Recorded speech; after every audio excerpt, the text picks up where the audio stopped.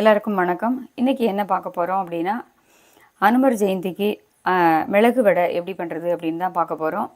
ஆஞ்சநேயருக்கு மிளகு வடை எப்படி பண்ணுறது அப்படின்னு பார்க்க போகிறோம். தோலோடு போட்டு கருப்பு உளுந்து அரைப்பருப்பு இருக்கும் இல்லையா, அந்த மாதிரி பருப்பு வந்து 1 டம்ளர் அளவுக்கு நான் வந்து ஒரு 3/4 மணி நேரம் கிட்ட ஊற போட்டிருக்கேன். நீங்கள் வெள்ளை உளுந்து எடுக்கிறீங்க அப்படின்னா அரை மணி நேரம் மட்டும் ஊறினா போதும். ரொம்ப நாள் ஊறணும் அப்படிங்கிற அவசியம் இல்லை. இந்த டம்ளரால் ஒரு 150 கிராம் இருக்கும். அந்த அளவுக்கு ஒரு டம்ளர் எடுத்து ஒரு 3/4 மணி நேரம் கிட்ட ஊற போட்டுட்டு நல்லா வந்து ஒரு 2-3 தடவை களைஞ்சி அந்த ஜலத்தெல்லாம் இருத்தெல்லாம் 1-2 தோல் போயிடும். இந்த அளவுக்கு இருக்கும். இந்த மாதிரி தண்ணியை வந்து நம்ம நல்லா ஃபுல்லாக ஒட்ட வடிச்சிட்டு எடுத்துக்கலாம். இப்போது இதில் வந்து இதுக்கு வந்து ஃபுல் அண்ட் ஃபுல் காரத்துக்கு வந்து பார்த்திங்கன்னா மிளகு மட்டும்தான். அதனால் ஒரு நார்மல் ஸ்பூனால் 2 ஸ்பூன் அளவுக்கு எடுத்துருக்கேன். மிளகு வந்து நான் லேசாக வந்து கொஞ்சம் தட்டிட்டு தான் எடுத்திருக்கேன். அப்போ தான் சீக்கிரம் மசியும் அப்படின்னு. காரம் நமக்கு எவ்வளோ தேவை அப்படிங்கிறத பார்த்துன்னு நம்ம போட்டுக்கலாம். நான் வந்து ஒரு 2 ஸ்பூன் வந்து போட்டிருக்கேன். இதில் வந்து வாசனைக்கு கொஞ்சம் கருவேப்பிலையும் இதிலே போட்டு நம்ம ஓட்டிடலாம். இதுக்கு தேவையான அளவு உப்பும் வந்து நம்ம இதிலே சேர்த்துடலாம்.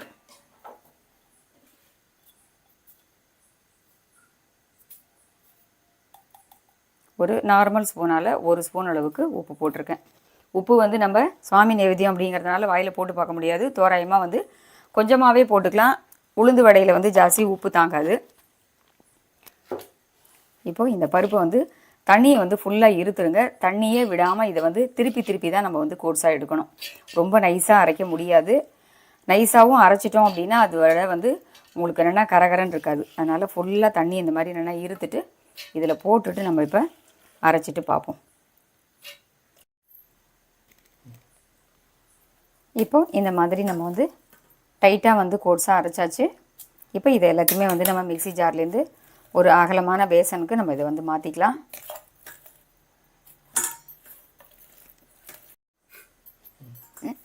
இப்போது இதில் வந்து வாசனைக்கு நான் வந்து பெருங்காய பொடி போட்டுக்கிறேன்.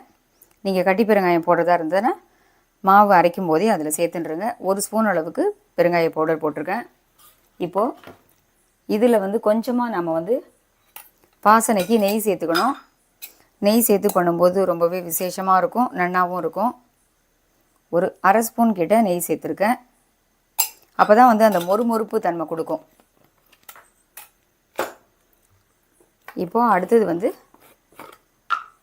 இதில் கொஞ்சமாக வந்து ஒரு 2 ஸ்பூன் வந்து 1 டேபிள் ஸ்பூன் அப்படின்னு கூட வச்சுக்கலாம்.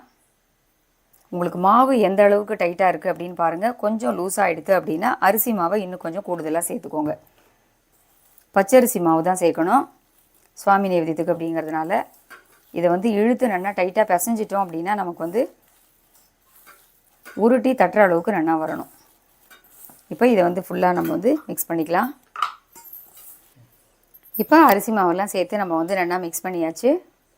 இந்த மாதிரி ஒரு கிண்ணத்தில் கொஞ்சம் எண்ணெய் வச்சுக்கோங்க. ஒரு பேப்பர் அப்படி இல்லைன்னா வாழை இலை, உங்கள்கிட்ட என்ன இருக்கோ டிஷ்யூ பேப்பர் இருந்தால் கூட, நீங்கள் வந்து பட்டர் பேப்பர் இருந்தால் கூட அந்த பட்டர் பேப்பரில் வந்து நீங்கள் எண்ணெய் தடவிடுங்க. கையில் எண்ணெயை தொட்டுண்டு நல்லா வந்து இதை உருட்டிக்கோங்க. எந்த சைஸ் வடை வேணும் அப்படிங்கிறதுக்கு நமக்கு வந்து வடை மாலையாக சாத்தினாலும் சரி, இல்லை வடையை தட்டி அப்படியே நைவேத்தியம் பண்ணினாலும் சரி, உங்களுக்கு எந்த அளவுக்கு பெருசாக வேணும் அப்படிங்கிறத பார்த்துட்டு நீங்கள் வந்து தட்டிக்கோங்க. நான் வந்து அடுப்பில் வந்து எண்ணெயை வந்து சிம்மில் முன்னாடியே வச்சுட்டேன். பருப்பு அரைக்கிறதுக்கு முன்னாடியே இந்த மாதிரி சிம்மில் வச்சிட்டோம் அப்படின்னா எண்ணெய் பொறுமையாக காஞ்சின்னு இருக்கும். தட்டிக்கலாம். கொஞ்சம் பெருசு சின்னது நம்ம சௌரியம். இப்படி கையில் எண்ணெய் தொட்டுட்டு ஒரு ஹோல் போட்டுக்கலாம். ஏன்னா நீங்கள் வந்து வடை மாலை கொக்க போகிறீங்கன்னா அந்தளவுக்கு தகுந்த மாதிரி ஹோல் போட்டுட்டு பொறுமையாக நம்ம இந்த மாதிரி எடுத்துகிட்டு எண்ணெயில் போட்டுக்கலாம். நிறைய வந்து மேலே தட்டி போடாதீங்க. 2-3 அந்த மாதிரி மட்டும் தட்டிக்கோங்க. அடுப்பு வந்து சிம்லேயே இருக்கட்டும். ஏன்னா நிறைய தட்டிட்டோம் அப்படின்னா ஒன்றோட ஒன்று ஒட்டிண்டு சில சமயங்களில் மடிஞ்சிடும். மாலை கோக்கிறதுக்கு கஷ்டமாக இருக்கும். அதனால் பாண்டியில் எந்த அளவுக்கு எண்ணெய் வைக்கிறீங்க அப்படிங்கிறத பார்த்துட்டு அதுக்கு தகுந்த மாதிரி தட்டுங்க. நான் வந்து மாலையாக கோக்காமல் நைவேத்தியம் பண்ணுறதுக்கு தான் நான் வந்து இது தட்டியிருக்கேன். பொறுமையாக நம்ம இந்த மாதிரி எடுத்துக்கலாம். ஒவ்வொரு தடவையும் நம்ம வந்து பேப்பரில் தட்டும்போது எண்ணெய் தடவிட்டு நம்ம தட்டினா தான் வந்து கையில் ஒட்டாமல் நல்லா வரும். மாவும் அந்த அளவுக்கு டைட்டாக இருக்கணும்.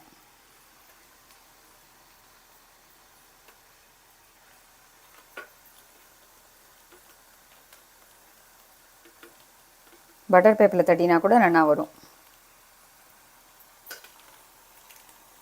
சின்ன சின்னதாக தட்டினா நமக்கு எடுக்கிறதுக்கு கூட ஈஸியாக இருக்கும். இப்போ இது வேகட்டும். அடுத்தது இதை வேக வச்சு எடுத்துகிட்டு ஒரு 2-3 நிமிஷம் கழித்து நம்ம திருப்பி விட்டுட்டு அதுக்கப்புறமா வேக வச்சு எடுத்துக்கலாம். உடனே டிஸ்டர்ப் பண்ணாதீங்க.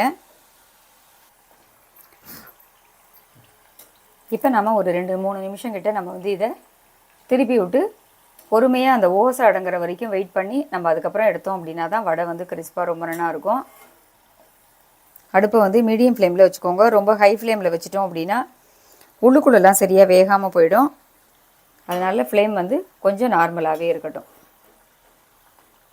இது ஃபுல்லாகவே வெந்துடுது அப்படின்னா உங்களுக்கு நல்லா வந்து ஒரு கோல்டன் கலரில் வந்துடும். கருப்பு உளுந்து போட்டிருக்கிறதுனால உங்களுக்கு வந்து அங்கேயும் அந்த கருப்பு தோலோட கலர் வந்து பார்க்குறதுக்குமே அந்த மிளகோட கலர், கருவேப்பிலை இதெல்லாம் சேர்த்துருக்கிறதுனால பார்க்கவே கலரும் நல்லாயிருக்கும். தோலோடு போட்டு பண்ணும்போது நமக்கு ரொம்ப ரொம்ப உடம்புக்கு ஸ்ட்ரென்த் அதிகம். அதனால தான் தோல் உளுந்து கருப்பு உளுந்து யூஸ் பண்ணணும் அப்படின்னு சொல்கிறதே. இப்போ இது வேகட்டும், எடுக்கும்போது பார்க்கலாம்.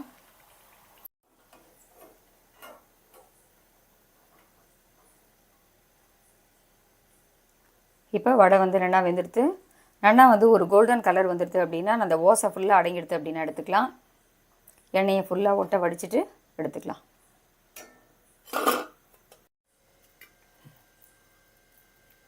இப்போ மறுபடியும் அதே மாதிரி பேப்பரில் வந்து எண்ணெய் தடவிட்டு மெல்லிஸாக வந்து நம்ம தட்டிக்கலாம்.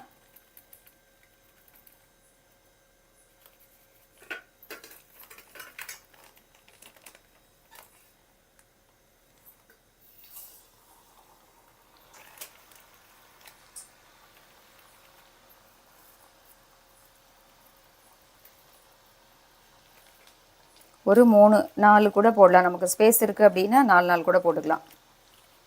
மெல்லிஸாக இருந்தால் தான் வந்து ஒடிச்சா கடக்குன்னு உடையிற மாதிரி இருக்கும். அதே சமயத்தில் நமக்கு கையில் வந்து எடுக்கிறதுக்கும் வரணும். அந்த அளவுக்கு திக்னஸ் பார்த்துக்கோங்க. முடிஞ்ச வரைக்கும் பிகினர்ஸ்லாம் வந்து குட்டி குட்டியாக சின்ன சின்னதாக ஒரு நெல்லிக்காய் சைஸ் அளவுக்கு மாவு எடுத்து உருட்டி தட்டினீங்க அப்படின்னா உங்களுக்கு வந்து அது எடுக்கிறதுக்கும் ரொம்ப சௌரியமாக இருக்கும். வேகிறதும் சீக்கிரம் வேகும். ஒரு 4-5 கூட எண்ணெயில் தட்டி போடலாம். இப்போ இதே மாதிரி ஒரு 5-6 தட்டி போட்டுட்டு நம்ம வேக வச்சு எடுத்துகிட்டு பார்க்கலாம்.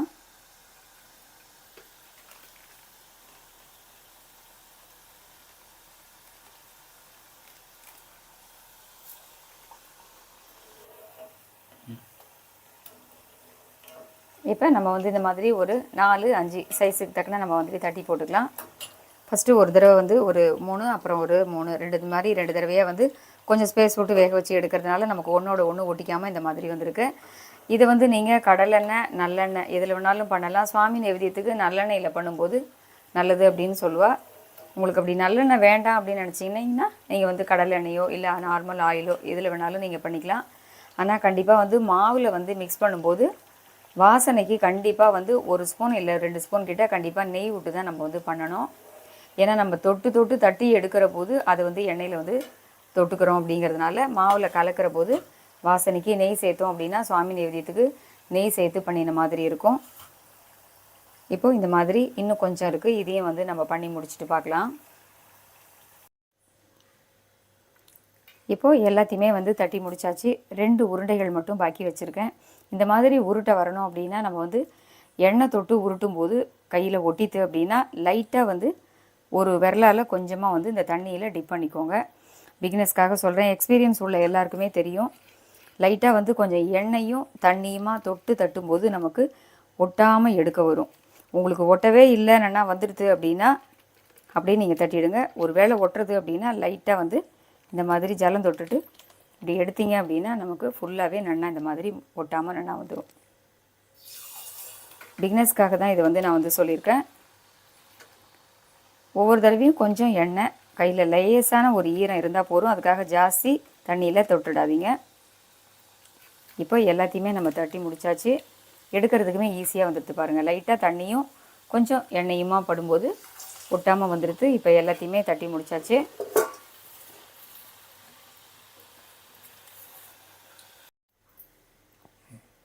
இப்போ நாம் எல்லா வடையுமே வந்து தட்டி முடிச்சாச்சு.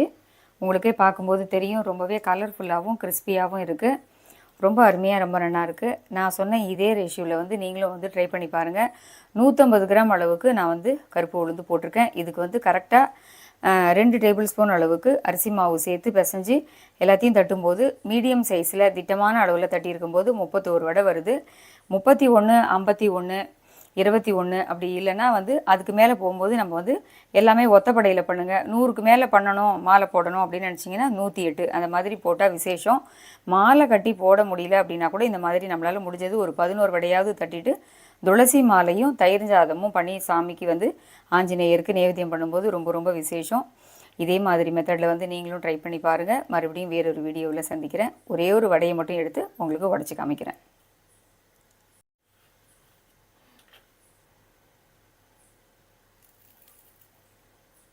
மேலே வந்து நமக்கு வந்து உள்ளுக்குள்ளே லைட்டாக சாஃப்டாக இருக்கும், மேலே வந்து ரொம்பவே கிறிஸ்பியாக இருக்கும். பார்க்குறச்சே தெரியும் ரொம்ப நல்லா அருமையாக இருக்குது. இந்த மாதிரி மெத்தடில் வந்து நீங்களும் ட்ரை பண்ணி பாருங்கள். எப்படி இருக்குன்னு சொல்லுங்கள். மறுபடியும் வேறொரு வீடியோவில் சந்திக்கிறேன்.